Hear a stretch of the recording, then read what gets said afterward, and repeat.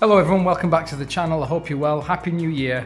So why am I making YouTube videos? It's not for money at all. There's absolutely no chance I'm going to make any kind of money off YouTube. I'd have to give up my full-time job, dedicate all my life to YouTube, all my time to YouTube, and even then I probably wouldn't make enough money to support the family and live a good quality of life. So money is not the reason. Now, as an educator of art and photography, I'm always creating content for my students, and they're actually expected to reflect on and explain about how they've gone and created an outcome for themselves. So this idea of sharing information, presenting ideas, also going about the process of creating things is quite a natural and organic thing that happens on a day-to-day basis. So the content that I create for my channel is not just for you, but it's also for the students that I teach, and I enjoy making these videos. I feel going through the process of being able to teach and explain the techniques and the things that you've done only goes to reinforce your own practice, and it kind of pushes you to reflect on and think about the work that you've done, and hopefully over time that will help you grow. Now, another reason why I'm actually creating YouTube videos is to give something back to the community. When I started photography and video, Photoshop, I learned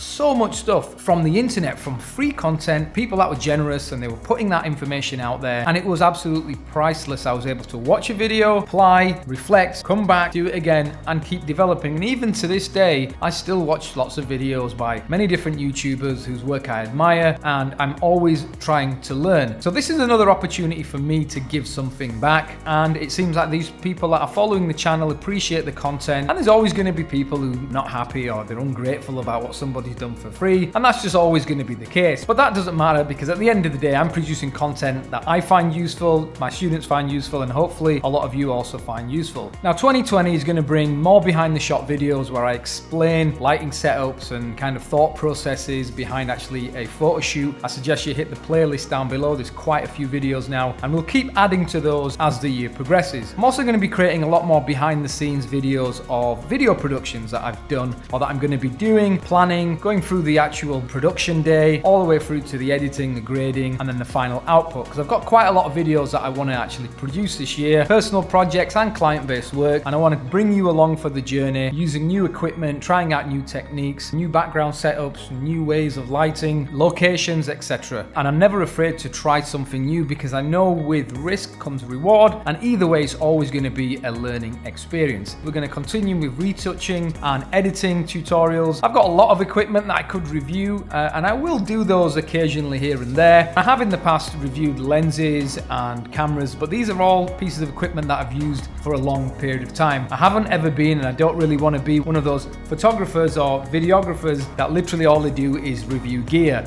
So for me, the idea is if you're using gear in a professional environment, then you can really review it, and you can actually talk about reliability, longevity, and how it performs under different circumstances. There's too many people out there that have equipment for 5 minutes and they make a comprehensive review, and you've got to take all those with a pinch of salt. Now, as a creator of content, I'm not following a certain trend in the YouTube videography, photography realm. You're seeing a lot of these videos where super fast transitions and then slow movements and this B-roll kind of stuff. It's all straightforward stuff, it can all be done, but it's not something that interests me. It's not something that you see in my work, because it's just not my style. Therefore, I create the content that I like to create, and also content that I think will help other people. And as I mentioned, as I was coming up as a photographer, there were many things I wanted to know about lighting, distances, angles, how to get certain effects. And although the tutorials were great and I learned a lot, they weren't always very clear. So that's it, 2020, you're going to see more content. If you haven't subscribed and you like the work, then by all means go ahead.